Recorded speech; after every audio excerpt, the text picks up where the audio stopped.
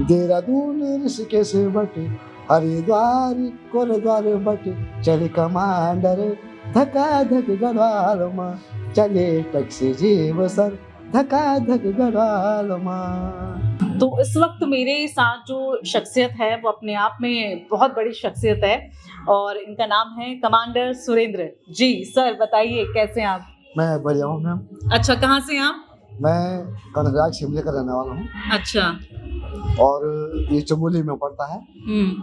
और मुझे सुरेंद्र कमांडर का नाम जो कमांडर पड़ा वो उपाधि नाम है। अच्छा। पहले जो 1995-96 की बात है, एक कार चलती थी कभी कमांडर नाम से। अच्छा। तो उसमें बहुत ज्यादा भीड़ होती थी। तो आरटीओ बोलता था कि यार भीड़ कम करो, हो सकता है कि एक्सीडेंट हो जाए। तो उस पे एक गाना था तो वो गाना था देहरादून ऋषिकेश बट हरिद्वार कोरद्वार बट चले कमांडर धका धक गढ़वाल माँ चले टैक्सी जीव सर धका धक गढ़वाल माँ। तो वहाँ से मेरा नाम सुरेंद्र कमांडर पड़ा। और उसके बाद जब मैंने ये गाना गाया तब गोचरी मेले में 1995 में लोक जागृति विकास संस्था हमारी कर्नाटक में, तो उनके सोचने से मैं मंच पे आया। तो उसके बाद फिर राजेंद्र सर चौहान जी से जुड़े हम लोग। तो इनके साथ हमने बम्बई, दिल्ली, हैदराबाद, कलकत्ता, महाराष्ट्र में मद्रास, इन सभी जगहों साथ कार्य किया। तो मैं ढोलक भी बजाता हूँ। आपके साथ जो ये हुआ है, जैसे आप दिव्यांग है, कैसे हुआ, क्या वजह रही, बचपन से या कोई एक हादसा आपके साथ हुआ? ये मैम उस जमाने में इलाज नहीं था।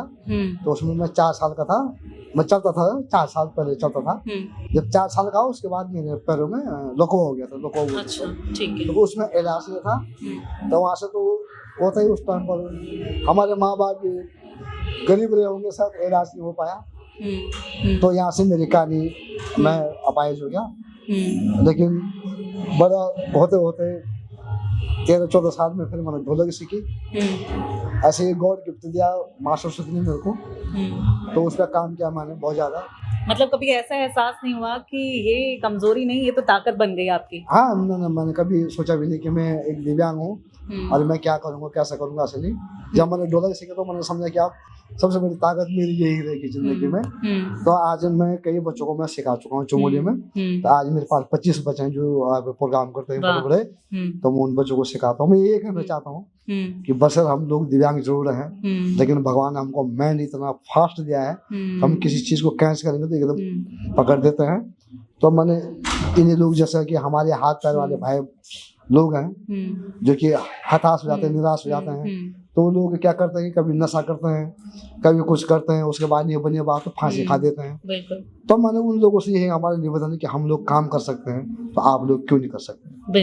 अगर हम लोग दिल्ली जा सकते तो आप लोग मुंबई जाओ। तो मेरी यही है कि गढ़वाल को कि हम लोग जब कार्यक्रम करते हैं तो मैं एक संदेश जोड़ देता हूँ कि हम लोग हुनर से आगे बढ़े हैं। तो आप लोग भी कोई ना कोई हुनर तो भगवान देता ही है सब में, कोई ना कोई कला है। आज हमारे यहाँ खेती बाड़ी बांधने पड़ गई है तो हम उस पर भी काम कर रहे हैं। आज हम पर्यावरण को कैसे बचाएं उस पर काम कर रहे हैं। हम बेटियों की सुरक्षा कैसे करें, बेटी कैसे बचाएं। बिल्कुल। देखिए, ये कहा जाता है कि जब किसी में कोई कमजोरी होती है तो वो उसे सोचता रहता है, वो आगे नहीं बढ़ता।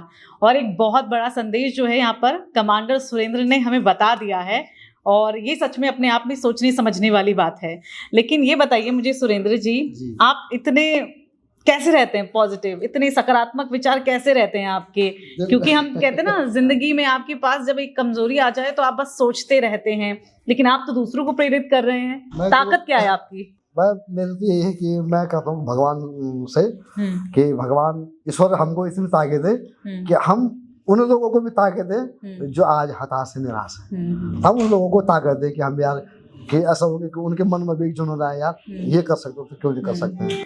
और देखिए, सुरेंद्र जी में एक कला नहीं है, कूट कूट के इनमें कला भरी है और ये बहुत कलाकारी वाले किस्म के हैं। तो बताइए क्या क्या कर लेते हैं आप? देखो, आज का मार्च का महीना है तो पहले आप लोगों ने भी सुना होगा, शायद आपके हिसाब से मैं 5000 अभी 2010 की बात कर रहा हूँ या 2012 की बात करता हूँ। ये बसंत जो बसंत आता हमारे यहाँ, तो उसमें कोयल बाजती थी। कोयल मतलब जो हम जैसे बाहर आते तो करते।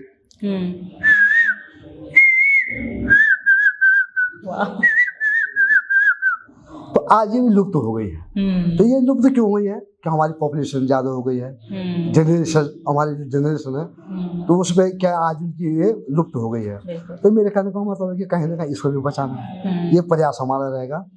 और एक सबसे ज्यादा जो आज का जो युवा है जो नशा की ओर जा रहा है, किसी चीज से परेशान नहीं है आदमी, सबसे ज्यादा परेशान है नशा से। तो कहीं ना कहीं इस पर भी हमको एक वो करना है कि हमारे युवा बच्चे और न जाएं, क्योंकि कल का भविष्य है, कल उन्होंने प्रधानमंत्री बनना है, कल उन्होंने ही विधायक बनना है।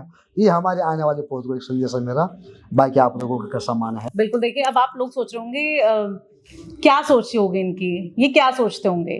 तो सोचते हैं वो सामने आपके कैमरे में है कि इनकी सोच जो है वो कितनी बड़ी है।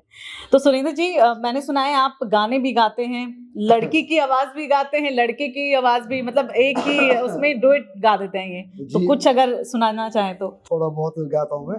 ये गाना था शाली बहना पर, क्योंकि हमारे गढ़वाल में एक रिवाज है कि शादी को बहना बोलता है कि शादी है क्या ये कि मैं तेरे गाँव में हूँ।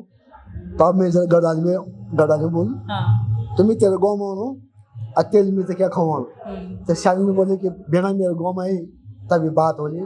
तो बहन बोलो ची आप मोरो ना शादी मेरी खेते हैं सी जा, शादी खेते हैं सी जा। तो शादी बोली गाली खाने तुमने जीजा खोरे चली जा, जीजा खोरे चली जा। अरे आप मोरो ना शादी मेरी खेते हैं सी जा, शादी खेते हैं सी जा। अरे गाली खाने तुमने जीजा खोरे चली जा, जीजा खोरे चली जा। कमांडर सुरेंद्र, बहुत बहुत धन्यवाद आपका और उज्जवल भविष्य की शुभकामनाएं आपको। आपका चैनल को भी मेरे ओर से बहुत बहुत बधाई हो। जो मेरे फॉलोवर होंगे भाई फेसबुक पे, इनको भी टैग करें, फॉलोवर करें, लाइक कमेंट शेयर करें। बाकी मुलाकात होगी आगे।